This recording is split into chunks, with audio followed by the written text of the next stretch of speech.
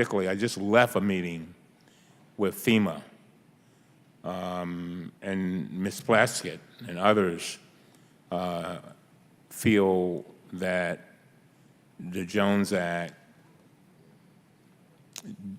definitely causes the prices of most things to be higher. And you just presented, I was glad I caught that part of your testimony, the idea that there are those forces who want to do away with the Jones Act for whatever reasons. Why would someone want to put the U.S., I mean, because basically what it would do is put our shipbuilders out of business and put our workers out of work. I mean, why in the world would someone or anybody want to do that?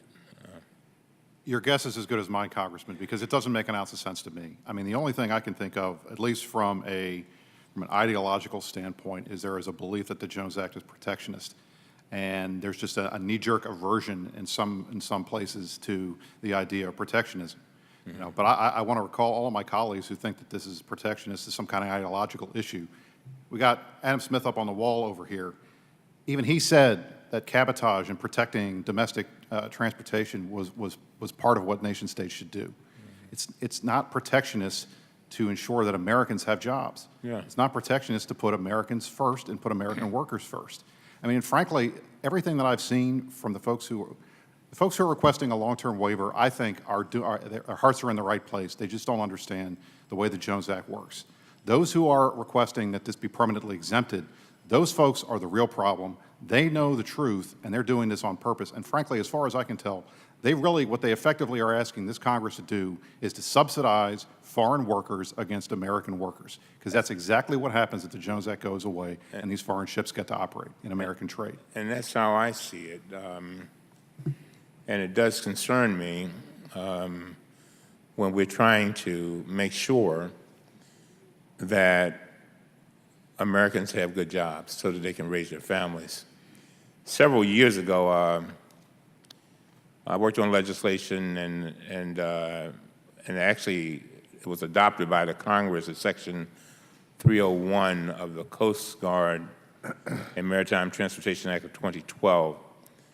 This measure tightens restrictions on the issuance of Jones Act waivers by asking DOT to determine what actions could be taken to enable a Jones Act qualified vessel to meet the specific sea lift needs.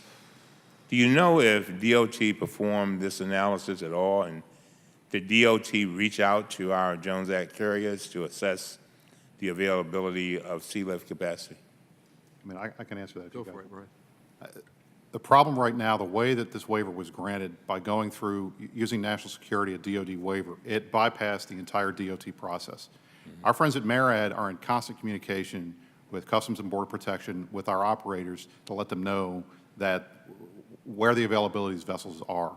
The MARAD process works. I mean, if there is a single waiver, I mean, typically the way this is supposed to work is a single waiver request for a single ship for a single purpose comes in. MARAD reviews it, CBP reviews it, they canvass the industry and find out if there's vessels available. If there are not, they issue the waiver, the ship can go. That process can take 5 hours, it can take 24 hours, but it's very quick.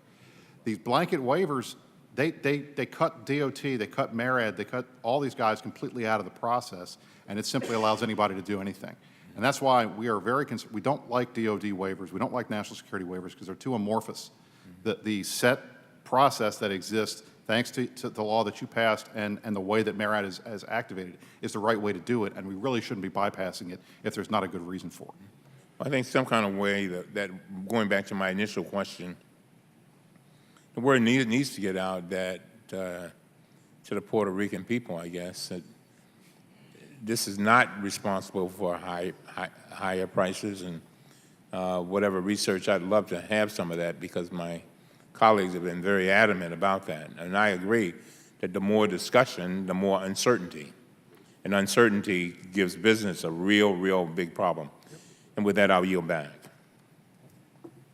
Thank the gentleman. Mr. Lowenthal, my colleague from California, is recognized.